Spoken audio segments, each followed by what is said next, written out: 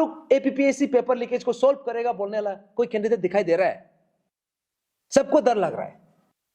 ऐसे लगता है कि एपीपीएससी पेपर लीकेज जो है ऐसा एक अनटचेबल वाला या फिर ऐसा एक फॉरबिडन शब्द है जिसमें बात ही नहीं करना है। और ऐसे है कि उसमें जो अगेंस्ट किया था वो लोगों तक कैंडिडेट बन के आ रहा है। एपीपीएससी को गोल्ड मेडल देना, this is a joke actually, वो भी ऐसे स्टेज में। अगर इसको हम क्रिटिकली देखेगा तो ये है कि एपीपीएससी को गोल्ड मेडल देना, this is a joke actually, वो भी ऐसे स्टेज में। जो पुराना एपीपीएससी जो चला गया, दैट्स अ डिफरेंट केस। जो नया एपीपीएससी आया है अभी under the chairmanship of professor Pradeep Lingfa, कितना एग्जाम कंडक्ट हुआ है? लिटरली आई थिंक 3 ना 4 एग्जाम हुआ है। एक था एपीपीएससी जो एपीपीएससी जो कंबाइन एग्जामिनेशन था, एक था ए एग्जामिनेशन, अभी जे एग्जाम कंडक्ट किया है, और पीजीटी एग्जाम शायद जरा 4 ना 5 एग्जाम कंडक्ट हुआ है। लेकिन एपीपीएससी जो सिविल एग्जामिनेशन में भी उन्होंने ब्लंडर किया है। क्या ब्लंडर किया था? जो ये डीएसपी का जो पोस्ट है उसमें पीईटी फिजिकल एफिशिएंसी टेस्ट और फिजिकल स्टैंडर्ड टेस्ट उसको कंप्लीट करने के बाद उसका एलिजिबिलिटी क्राइटेरिया को चेंज करता है, that too in the middle of the examination. This is not just a blunder, this is a serious एक बहुत बड़ा यहाँ पे उन लोगों ने काम किया है, गलत काम किया है।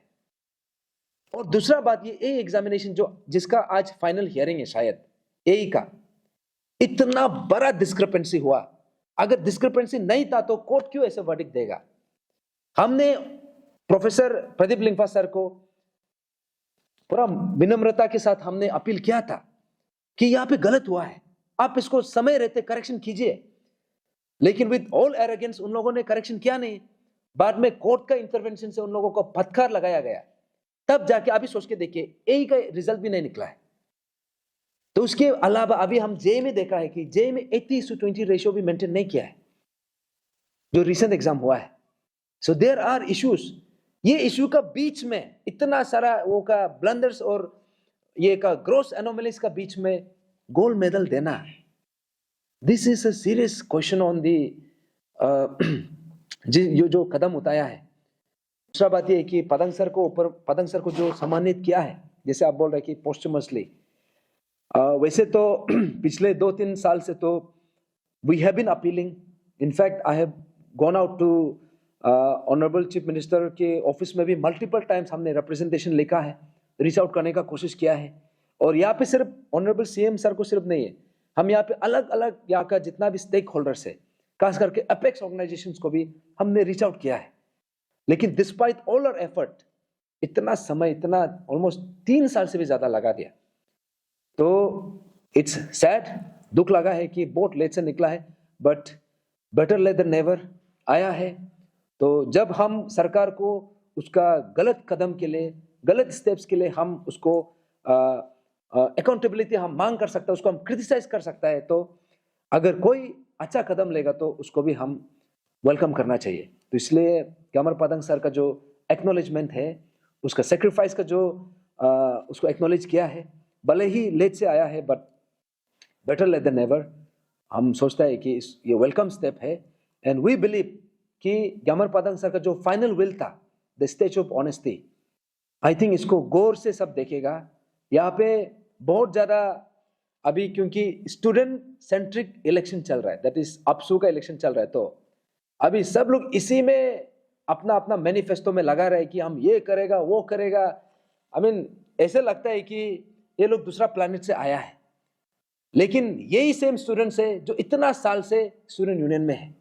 और ये जो अभी जो हम इशू बात कर रहे हैं, चाहे 80-20 हो, चाहे एपीपीएससी का पेपर लीकेज का हो, चाहे ग्यामर पादंग सर का जो ऑनर हो, ये अभी नया बात नहीं है, इतना साल से चल रहा है। 80-20 तो 1991 से चल रहा है, 1991 से चल रहा था।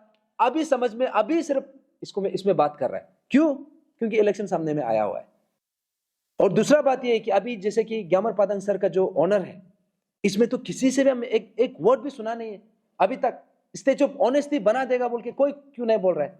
अगर इतना ही स्टूडेंट को लेके बात करना है तो मैं किसी इंडिविजुअल को मैं टारगेट करके या फिर फोकस करके नहीं बोल रहा हूं। मैं अपसू एज ए होल, क्योंकि अपसू जस्ट कैंडिडेट्स लोग का, उन लोगों का प्रॉपर्टी नहीं है, या फिर अपसू में जो बैठा है या डीएसयू में बैठा सिर्फ उन लोगों का नहीं है, ये पूरा एंटायर अरुणाचल का है। क्यों?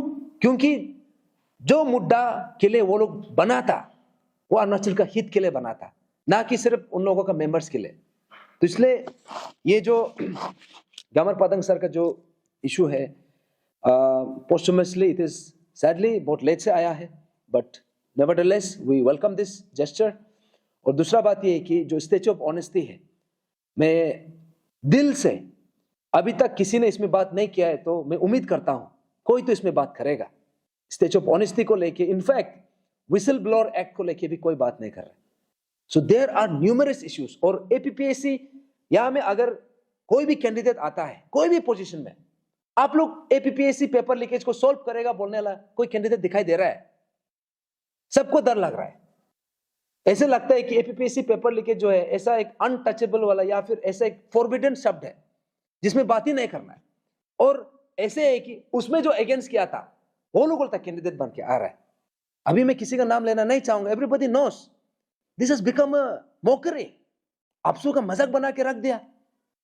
अपसू is considered to be the apex organisation for the student centric issues, लेकिन स्टूडेंट का सबसे बड़ा इश्यू को, उसका अगेंस्ट में जाने वाला को आज उसको कैंडिडेट में लगा रहा है। सिर्फ एक या दो नहीं है, मल्टीपल कैंडिडेट्स है। तो इट इज वेरी अनफॉर्चुनेट कि ये सिचुएशन हम लोगों को देखने मिल रहा है। तो मेरा उम्मीद ये है कि, मेरा दिल से अपील ये है कि 80:20 रेशियो इज देयर। ये एक बहुत बड़ा मुद्दा है। इसमें irrespective of the post, irrespective of the community, या फिर इरेस्पेक्टिव ऑफ डिफरेंट रीजन, आप लोग इसमें सब हम लोग मिलके इसमें पार्टिसिपेट करना है। और दूसरा बात ये है कि जो भी स्टूडेंट का सेंट्रिक में बात करने का कोशिश कर रहा है, मैं आप सबसे अपील करता हूं, सबसे पहले एपीपीएससी पेपर लीकेज इशू जो अनरिजॉल्व है उसको सॉल्व करने के लिए किसी कैंडिडेट में हिम्मत है कि नहीं। अगर हिम्मत नहीं है तो स्टूडेंट का इंटरेस्ट में हम काम करेगा, ये बात करना आप बंद कर दीजिए।